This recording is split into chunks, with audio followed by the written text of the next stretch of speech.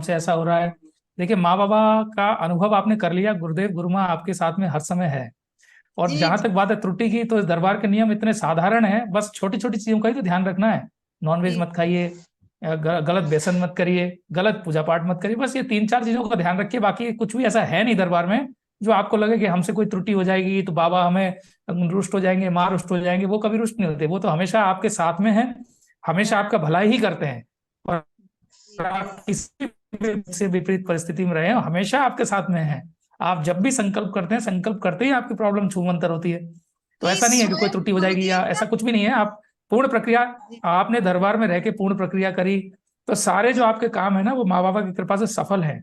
आप निश्चिंत रहिए, और ये बहुत बड़ी कृपा है दरबार की, कि जो है वो किसी तरह से कोई परेशानी नहीं होने दी। और साथ में बताऊंगा, देखो, धर्मेंद्र भाई के दोनों एक्सपीरियंसेस हैं। अगर स्पिरिचुअलिटी से देखें तो वो भी समझ रहे हैं, और मेडिकली अगर देखें तो वो भी समझ रहे हैं। तो हम सब में जो आपके जो क्वेश्चन आपने किया है, तो लकीली क्या धर्मेंद्र भाई ने जवाब दिया।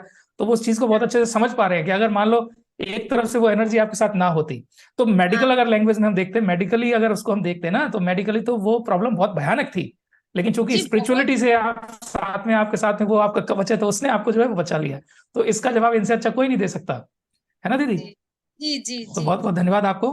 आप माँ बाबा से बहुत। जुड़े रहिए, बस दीक्षा की तरफ बढ़िए, दीक्षा की तरफ बढ़िए, अद्भुत आपके अनुभव होंगे। बहुत बहुत जी जी धन्यवाद। जी बहुत जी। धन्यवाद। जी जी। रेणु दीदी हमारे बीच में अनम्यूट हुई है। जी रेणु दीदी, हरिहत, आपका स्वागत है। हरिहर भैया, मैं रेणु पाठक एमपी रीवा से हूँ। लगभग मार्च में बाबा के दरबार में पहली बार गई थी, और अभी सेकंड टाइम आपसे बात भी हुई थी। 17 तारीख को होके आई हूँ, अभी 22 तारीख को वापस आई हूँ। 17 को गई थी मैं यहाँ से अक्टूबर में। जी महामृत्युंजय और विष्णु सहस्त्रनाम मेरा बाकी था, वो करके आई हूँ।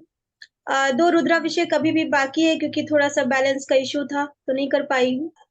अब हम्म। मेरा सवाल सिर्फ ये है भैया कि मैं गोद में उठाना बिठाना मुझे पड़ता है, आपको पहले भी बताया था।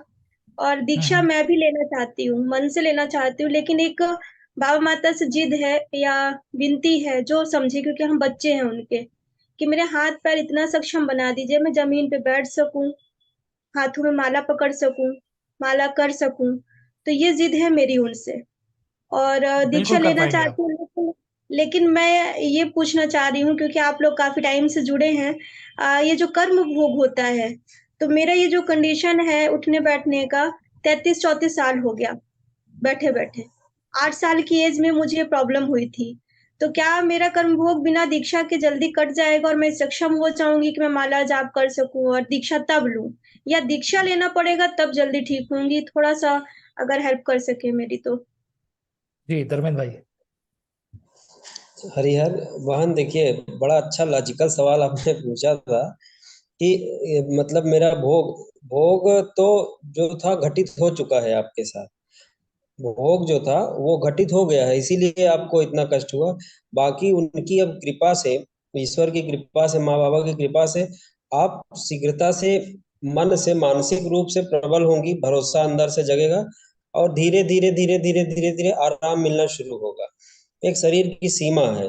शरीर में जब एक अलग लेवल की जब डिस्टरबेंस हो जाती है तो बहुत मुश्किल होता है, लेकिन आप इच्छा शक्ति मजबूत की लग रही है, आपका मन बहुत अच्छा है।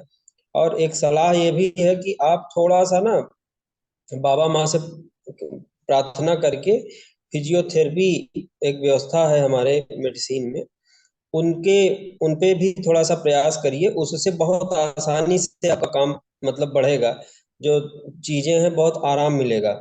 बाकी जो दरबार की प्रक्रिया है आपने किया ही है, लेपन करें, इसके साथ साथ थोड़ा सा फिजियोथेरेपी की तरफ जाएं। उससे जो आपका स्थूल शरीर में जो चीजें हुई हैं उसमें मतलब काम भी स्थूल में ही तेजी से होना है। स्थूल में, सूक्ष्म में तो सब कुछ हुआ पड़ा है, लेकिन जो चीजें गड़बड़ हुई हैं स्थूल में, इसके लिए थोड़ा स्थूल चिकित्सा भी चाहिए। समय तो लगेगा, दरबार से जुड़े हैं, धीरे धीरे इससे खराब ना होकर अच्छा ही अच्छा होता चला जाएगा। लेकिन एक सलाह मेरी भी है, आपका भाई होने के नाते, कि थोड़ा सा फिजियोथेरेपी से सहयोग लीजिए। वो लोग बहुत अच्छा प्रयास करेंगे, और आप जल्दी ही जो भी आपके अंदर संकल्प बन रहे हैं कैसा ऐसा हो, ऐसा ही होगा। जी। हाँ भैया, मैं इतना कहना चाह रही थी कि फिजियोथेरेपिस्ट मेरे हाथ पर ऐसे हैं जैसे ये इतना सीधा होता है। तो ये मुड़ता नहीं, ये इतना मुड़ा हुआ ये सीधा नहीं होता। ऐसे पैर भी घुटनों से जाम है, मतलब एक लिमिट के बाद वो सीधे और अंदर नहीं होते। तो अगर मैं इनमें फिजियोथेरेपिस्ट की अगर मैं हेल्प लूं तो ये टूट जाएगा, लेकिन ये मतलब खिंचाव नहीं होता, जाम हो गए पूरे जॉइंट, है ना। एक बार बात तो करके देखिए, आपने कब अभी एक आध विजिट करिए, उनसे समझिए, क्योंकि देखिए ये स्थूल की समस्या है ना, थोड़ा सा स्थूल चिकित्सा तो करनी पड़ेगी। हाँ, अब ये होगा कि आपको चिकित्सा में बाधा नहीं होगी, चिकित्सा जो कराएंगे उसका पूरा पूरा आपको लाभ परिणाम मिलेगा। मिलेगा। हाँ, परिणाम मिलेगा, ये सारी चीजें पीछे हुई हैं। अब जो भी प्रयास आप करेंगी अपने लिए स्वयं के लिए, वो अच्छा ही होगा। मेरा कहने का मतलब ये है। और इस तरह की चीज के लिए एक और आपको व्यवस्था बताते हैं।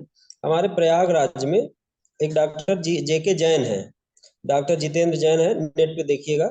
वो इस चीज के बहुत स्पेशलिस्ट हैं, और वो एक जैन भी हैं, और बहुत अच्छे, और उनका एक पूरा ट्रस्ट चलता है, संवेदना ट्रस्ट करके। तो वो बहुत ही कम फीस पे, बहुत कम मतलब खर्च पे ये चीजें चैरिटी के रूप में करते हैं। निस्संदेह जो है इसमें आपको बहुत अधिक लाभ मिलेगा, अगर एक बार आप कहेंगी, अगर प्रयागराज से मेरा जो सहयोग होगा उनसे मिलने से, क्योंकि मेरे अच्छे संबंध हैं उनसे, वो व्यक्तिगत बहुत अच्छे पर्सन भी हैं डॉक्टर के साथ साथ।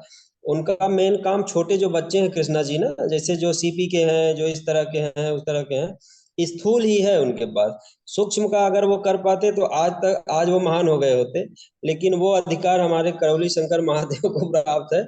लेकिन जिस मरीज को दरबार की चिकित्सा हुई है, उसके लिए उनका चिकित्सा वरदान हो जाएगा। मैं कई बार एनालाइज करता हूँ कि वो अगर वहां जाए, क्योंकि अंदर से सब कुछ ठीक है, एक एक छोटे छोटे बच्चों की 36 सर्जरी करके वो सीधा, जैसे बहन बता रही है, उल्टा सीधा ये वो, एकदम बहुत अच्छी व्यवस्था उनके यहाँ है, और बहुत अच्छा आराम मिलता है।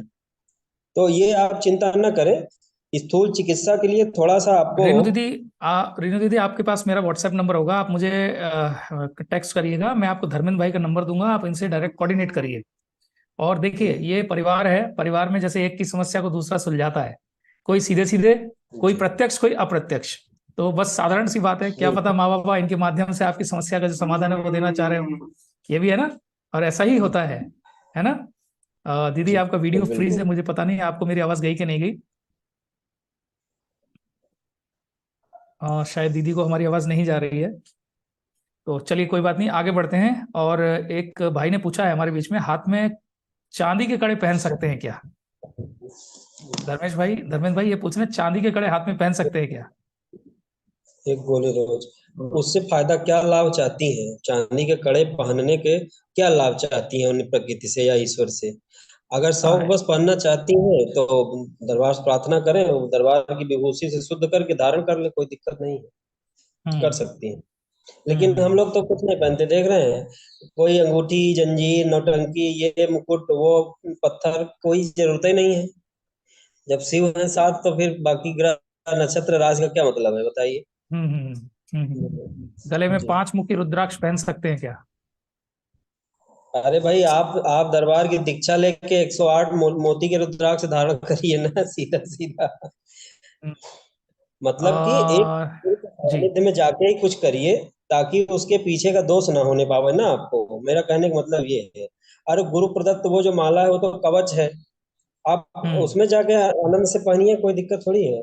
बिल्कुल बिल्कुल।